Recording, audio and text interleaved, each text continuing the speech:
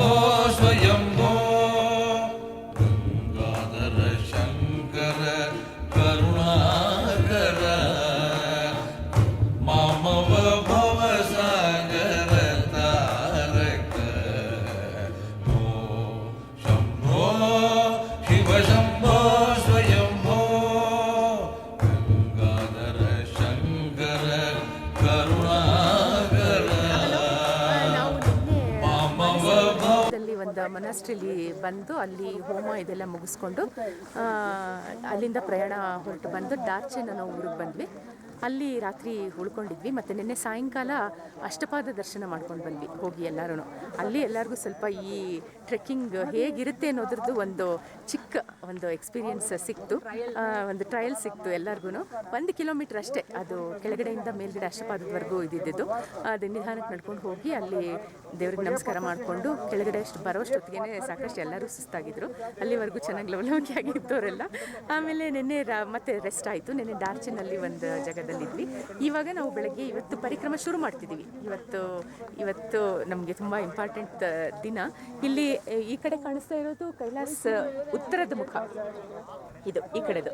ಇಲ್ಲಿ ಯಮದ್ವಾರದ ಹತ್ರ ನಾವು ಯಮದ್ವಾರಕ್ಕೆ 1, 3 ಅಥವಾ 9 ಸಲ ಪ್ರದಕ್ಷಿಣೆ ಬಂದು ಮುಂದೆ ಹೋಗಬೇಕು. ಅಂದರೆ ಯಮದ್ವಾರ ದಾಟ್ಕೊಂಡು ನಾವು ಮುಂದೆ ಹೋಗ್ತಿದ್ದೀವಿ ಅಂತ ಅರ್ಥ. ಇಲ್ಲಿ ಕಾಣಿಸ್ತಾ ಇರೋದು ಯಮದ್ವಾರ. ಯಮನ ಹತ್ರ ಅಟೆಂಡೆನ್ಸ್ ಹಾಕಿ ಆಮೇಲೆ ಈಗ ಒಂದ್ಸಲ ನಾವು ಇಲ್ಲಿ ಹೋಗ್ಬಿಟ್ರೆ ನಾವು ಮತ್ತೆ ಯಮನ್ ಇದಕ್ಕೆ ಹೋಗೋದಿರಲ್ವಂತೆ. ಅದೊಂದು ನಂಬಿಕೆ ಇಲ್ಲಿ. ಚಿತ್ರಗುಪ್ತ ಮತ್ತು ಯಮ ಇಬ್ಬರು ಅದನ್ನು ಒಪ್ಪಂದ ಮಾಡ್ಕೊಂಡಿದ್ದಾರಂತೆ. ಒಂದ್ಸಲ ಈ ದ್ವಾರದ ಮೂಲಕ ಹೋದವರು ಮತ್ತೆ ಅಲ್ಲಿ ಬರಬೇಕಾಗಿಲ್ಲ. ಅಂದರೆ ನರಕಕ್ಕೆ ಅವ್ರಿಗೇನು ಪ್ರವೇಶ ಇಲ್ಲ, ಅವರು ದೇ ಆರ್ ಎಕ್ಸೆಂಪ್ಟೆಡ್. ನರಕಕ್ಕೆ ಎಂಟ್ರಿ ಇರೋದಿಲ್ಲ ಅವ್ರಿಗೆ ಅಂತ. ಅದಕ್ಕೆ ಇವಾಗ ನಾವಿಲ್ಲಿ ಪ್ರದಕ್ಷಿಣೆ ಮಾಡಿಕೊಂಡು 3 ಸಲ ಪ್ರದಕ್ಷಿಣೆ ಮಾಡಿಕೊಂಡು ಇಲ್ಲಿಂದ ನಾವು ಈಗ ಶುರು ಮಾಡ್ತಿದ್ದೀವಿ. ಇಲ್ಲೇ ಸಾಕಷ್ಟು ನೋಡಿದ್ರೆ ತುಂಬ ಜನ ಇದ್ದಾರೆ, ಬೇರೆ ಬೇರೆ ಟೀಮ್ನವ್ರು ತುಂಬ ಜನ ಬಂದಿದ್ದಾರೆ. ಎಷ್ಟೊಂದು ಜನ ಪರಿಕ್ರಮ ಮಾಡ್ತಿದ್ದಾರಲ್ಲಪ್ಪ ಅಂತ ಅನಿಸುತ್ತೆ ನೋಡಿದ್ರೆ. ಸರೋವರ ಕುಂಡಲ್ಲಿ ಸುದರ್ಶನ ಹೋಮ ಇದು ಮಾಡಿದ್ರು, ಸುದರ್ಶನ ಚಕ್ರ ಸ್ನಾನ ಮಾಡಿದ್ವಿ ಎಲ್ಲರೂ. ಅಲ್ಲಿ ದೇವರಿಗೆ ಪೂಜೆ ಇದು ಮಾಡಿಬಿಟ್ಟು ದೇವ್ರ ಸಮೇತ ಕೆಲವರು ನೀರಲ್ಲಿ ಮುಳುಗಿ ಸ್ನಾನ ಮಾಡಿದ್ರು. ತುಂಬ ಹೆದರ್ಕೊಂಡಿದ್ವಿ ಎಲ್ಲರೂ. ಅಲ್ಲಿ ಸ್ನಾನ ಮಾಡಿದ್ರೆ ತುಂಬ ಐಸ್ ಕೋಲ್ಡ್ ಇರುತ್ತೆ ನೀರು ಅಂತ. But nature was very kind with us. ಒಂಥರ ತುಂಬ ಪ್ಲೆಸೆಂಟ್ ಆಗಿತ್ತು ಅಟ್ಮಾಸ್ಫಿಯರ್ ಎಲ್ಲ. ಬಿಸಿಲಿತ್ತು ಚೆನ್ನಾಗಿ, ಎಲ್ಲರೂ ಚೆನ್ನಾಗಿ ಸ್ನಾನ ಮಾಡ್ಕೊಂಡ್ವಿ. ಒಂಥರ ಅಲ್ಲಿ ಅಷ್ಟು ಹೊತ್ತಾಗಿತ್ತು ಮೈಕೈ ನೋವು ಅದೆಲ್ಲ ಹೋಯ್ತು ಅಂತ ಹೇಳಬೇಕು. ಭಾಳ ವಿಶೇಷ ಅಂತಂದರೆ ನಮ್ಮದು ಸ್ನಾನ ಇದು ಮುಗಿಸಿ ನಾವು ಈ ಕಡೆ ಬರ್ತಿದ್ದಂಗೆ ಮೋಡ ಹಾಕೊಂಡ್ಬಿಡ್ತು. ಮತ್ತೆ ಆ ಮೋಡ ಏನಾದ್ರು ಇದ್ದಿದ್ದರೆ ತುಂಬ ಜನಕ್ಕೆ ಸ್ನಾನ ಮಾಡೋಕ್ಕೆ ಆಗ್ತಿರ್ಲಿಲ್ಲ. ಅಲ್ಲಿ ಚಕ್ರ ಸ್ನಾನ ಇದು ಮುಗಿಸ್ಕೊಂಡು ಬಂದು ಸುದರ್ಶನ ಹೋಮ ಇದು ಮಾಡಿದ್ರು. ತುಂಬ ಚೆನ್ನಾಗಾಯಿತು ಎಲ್ಲ ಪೂಜೆ.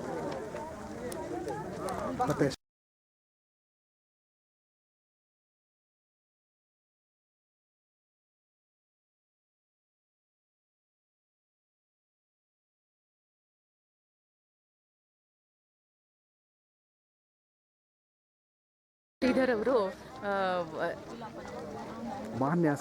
ಮಹಾನ್ಯಾಸ CD ತೊಗೊಂಡು ಬಂದಿದ್ದಾರೆ. ಅದನ್ನು ನಿನ್ನೆ ತಾನೇ ದೇವ್ರ ಮುಂದೆ ಅದನ್ನು ರಿಲೀಸ್ ಮಾಡಿದ್ರು. ಇವತ್ತು ಫಸ್ಟ್ ಈ ಪರಿಕ್ರಮ ಟೈಮಲ್ಲಿ ಅದನ್ನು ಫಸ್ಟ್ ಪ್ಲೇ ಮಾಡೋ ಕಾರ್ಯಕ್ರಮ ಇದೆ. ಅದು ಮಹಾನ್ಯಾಸ ಚಳ್ಳಕೆರೆ ಬ್ರದರ್ಸ್ ಅವರು ಹೇಳಿರೋದು. ಅದು ರಾಮಕೃಷ್ಣ ಆಶ್ರಮದಲ್ಲಿ ಸಿಗುತ್ತೆ. ಅದನ್ನು ಭಗವಂತನಿಗೆ ಅರ್ಪಿಸಲಿಕ್ಕೆ ಅವರು ತಯಾರು ಮಾಡ್ಕೊಂಡು ಬಂದಿದ್ದಾರೆ. ಮಹದೇವನೇ ಮಹಿಭೂಷಣಗಳೆನ್ನ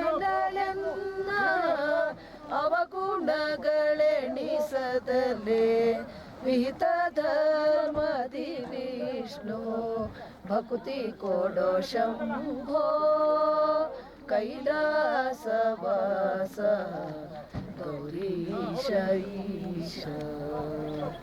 ಮನಸ್ಸು ಕಾರಣವಲ್ಲ ಪಾಪ ಪುಣ್ಯಕ್ಕೆಲ್ಲ ಅನಲಾಕ್ಷ ನಿನ್ನ ಪ್ರೇರಣೆ ಇಲ್ಲದೆ ತನುಜ ಮದ ಗಜವೈರಿ ದಂಡ ಪ್ರಮಾಣವ ಮಾಡ್ಬೆ ಮಣಿಸು ಈ ಶಿರವ ಸಜ್ಜನರ ಚರಣದಲ್ಲಿ ಕೈಲಾಸವಾಸ ಗೌರೀಶ ಈಶ. ಭಾಗೀರಥಿ ಧರನೆ ಭಯವ ಪರಿಹರಿಸಿ ದೇಸಾಗಿ ನೀಸಲವೋ सतत सर्वदेवा भागवत जनप्रिय विजय विठ्ठल ನಂಗೆ ಜಾಗು ಮಾಡದೆ ಭಜಿಪ ಭಾಗ್ಯವನ್ನು ಕೊಡೋ ಶಂಭೋ ಕೈಲಾಸವಾಸ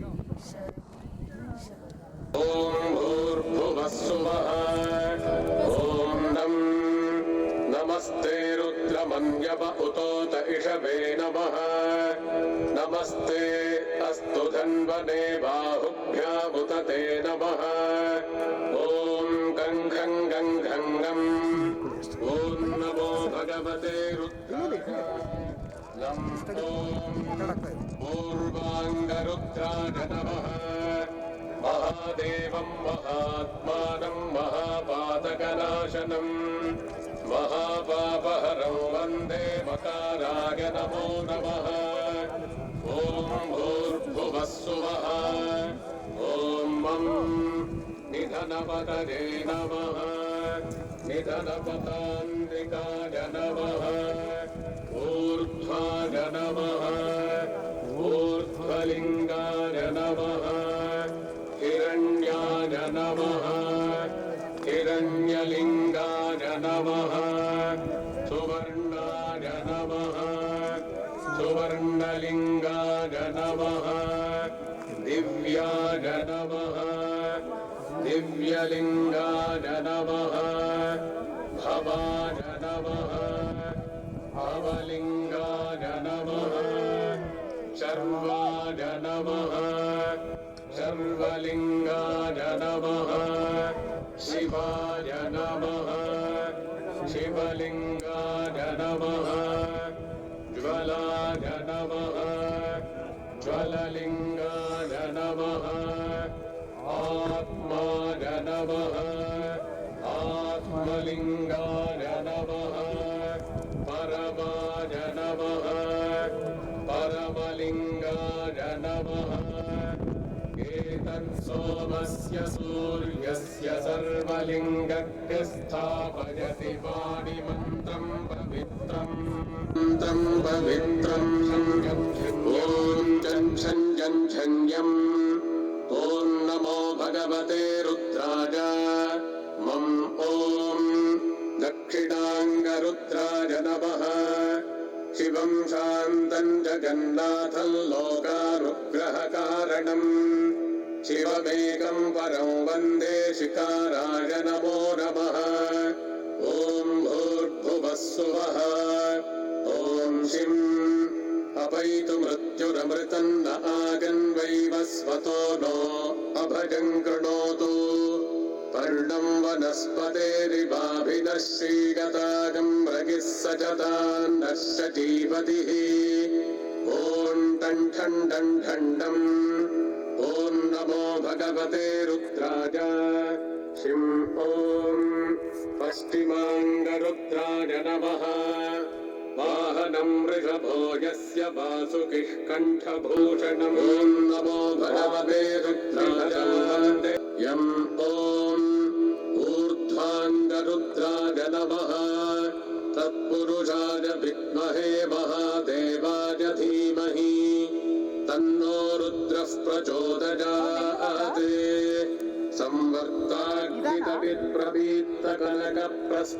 संवर्ताग्नितविप्रवीत्तकनकप्रस्पर्धितेजोमजम्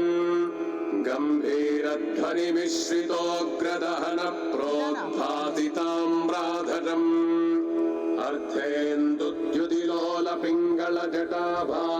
अर्धेन्दुद्युतिलोलपिङ्गलजटाभारप्रबद्धोरगम् वन्दे सिद्धसुरासुरेन्द्रनमितं पूर्वं मुखं चोलिनः ॐ अं कं खं गं खं गम् आं ॐ नमो भगवते रुद्राय ॐ नं पूर्वमुखाय नमः अघोरेभ्योऽथ घोरेभ्यो घोरघोरतरेभ्यः सर्वेभ्यः सर्वशर्वेभ्यो नमस्ते अस्तु रुद्ररूपेभ्यः कालाभ्रभ्रमराञ्जनद्युतिनिभं व्यावृत्य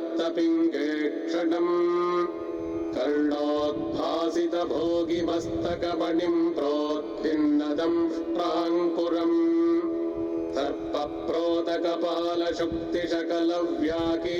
सर्पप्रोतकपालशुक्तिशकलव्याकीर्णसञ्चारकम् वन्दे दक्षिणमीश्वरस्य कुटिलभ्रूभङ्गरौद्रं मुखम् ॐ इं चञ्छञ्झञ्झन्यम् ईं ॐ नमो भगवते रुद्राय ॐ मं दक्षिणमुखाय नमः हत्यो जातं प्रपद्यामि हत्यो जाताय वै नमो नमः भवे भवेदाति भवे भवस्वमाम् भवोद्भवाय नमः प्रालेजाचलचन्द्रकुन्दधवलङ्गो क्षीरफेनप्रभम्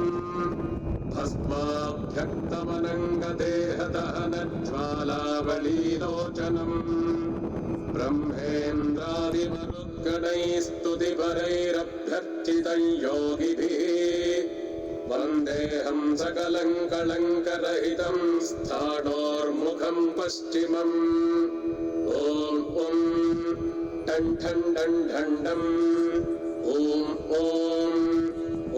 नमो भगवते रुद्राय ॐ शिं पश्चिममुखाय नमः वामदेवाय नमो ज्येष्ठाय नमः श्रेष्ठाय नमो रुद्राय नमः कालाय नमः कलविकरणाय नमो बलविकरणाय नमो बलाय नमो बलप्रमथनाय नमः सर्वभूतदमनाय नमो मनोन्मनाय नमः शतं च सहस्रं चायुतं च नियुतं च प्रयुतं चार्बुदं च न्यर्बुदं च तं मे मनः शिवसङ्कल्पमस्तु च पञ्चादशशतकं सहस्रमयुतं न्यर्बुदं च ये अग्निचित्तेष्टकास्तागुं शरीरं तन्मे मनः शिवसङ्कल्पमस्तु वेदाः वेदं पुरुषं महान्तपादित्यवर्णं तमसः परस्तात् यस्य योनिं परिपश्यन्ति धीरास्तन्मे मनः शिवसङ्कल्पमस्तु यस्यैतं धीरा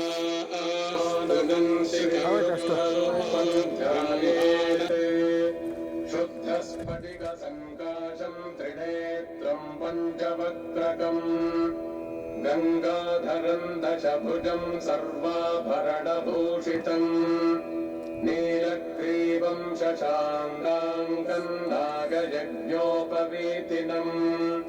व्याघ्रचर्मोत्तरीयं च वरेण्यमभयप्रदम् कमण्डलवक्षसूत्रे च दधानं शूलपाणिनम् ज्वलन्तं पिङ्गलजटं शिखामध्योदधारिणम्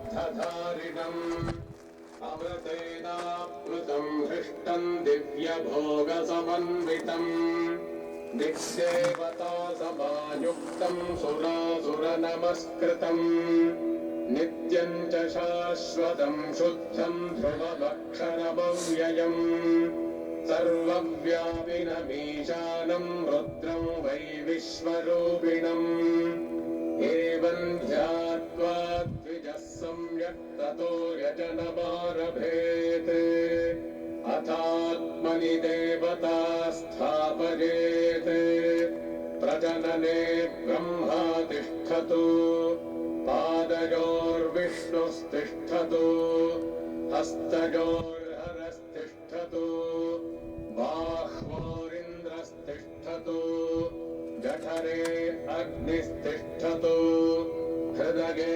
शिवस्तिष्ठतु कण्ठे वसवस्तिष्ठन्तु वक्त्रे सरस्वती तिष्ठतु नासिकयोर्वायुस्तिष्ठतु नगनयोश्चन्द्रादित्यौ तिष्ठेताम् कर्णयोरश्विनौ तिष्ठेताम् ललाटे रुद्रास्तिष्ठन्तु तिष्ठन्तु मूर्ध्यादित्यास्तिष्ठन्तु शिरसि महादेवस्तिष्ठतु शिखायां वामदेवस्तिष्ठतु पृष्ठे पिनाकी तिष्ठतु पुरतः शूली तिष्ठतु पार्श्वजो शिवशङ्करौ तिष्ठेताम् सर्वतो वायुस्तिष्ठतु ततो बहिः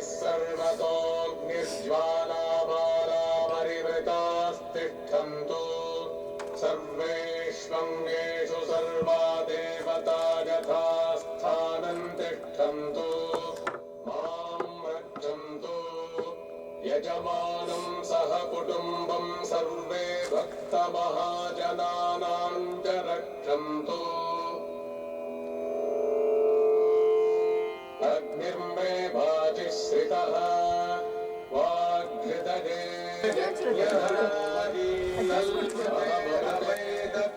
प्रजाभ्यो योगक्षेमः यत्रैतेन यज्ञेन यजन्ते आभिर्गेर्भिर्यदतो न पूर्णमाप्यागज हरिवो वर्धमानः यदा स्तोत्रभ्यो महिगोत्रारुजासि भूरिष्ठभाजो अधवेस्याम ब्रह्म प्रावादिष्मतन्नो माहासीत् ॐ शान्तिः शान्तिः शान्तिः हरिः ॐ तत्सत् ಶ್ರೀರಾಮಕೃಷ್ಣಾರ್ಪಣಮಸ್ತು. 40 ಮಿನಿಟ್ಸ್ ಅಂದ್ರು ಈಗ ಆಯ್ತು ಒಂದು 20 शम्भो शिव शम्भो स्वयम्भो भो शम्भो शिव शम्भो स्वयम्भो भो शम्भो शिव शम्भो स्वयम्भो भो शम्भो शिव शम्भो स्वयम्भो भो शम्भो शिव शम्भो स्वयम्भो भो शम्भो शिव शम्भो स्वयम्भो भो शम्भो शिव शम्भो स्वयम्भो गङ्गाधर शङ्कर करुणाकर मम भवसागर तारक भो शम्भो शिव शम्भो स्वयम्भो गङ्गाधर शङ्कर करुणाकर मम भवसागर तारक भो शम्भो शिव शम्भो स्वयम्भो गङ्गाधर शङ्कर करुणाकर मम भवसागर तारक भो शम्भो शिव शम्भो स्वयम्भो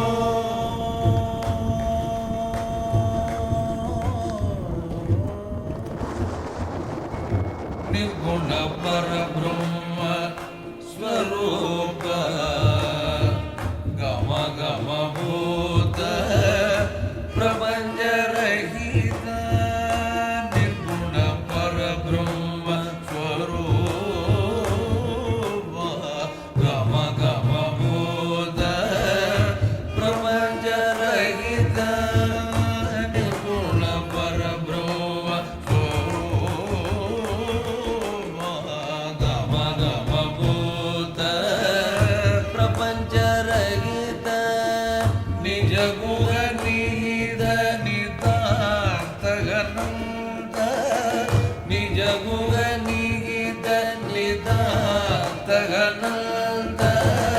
आनन्द अतिशय अक्षय लिङ्ग आनन्द अतिशय अक्षय लिङ्ग निज गुह निहित निदान्तगनन्द आनन्द अतिशय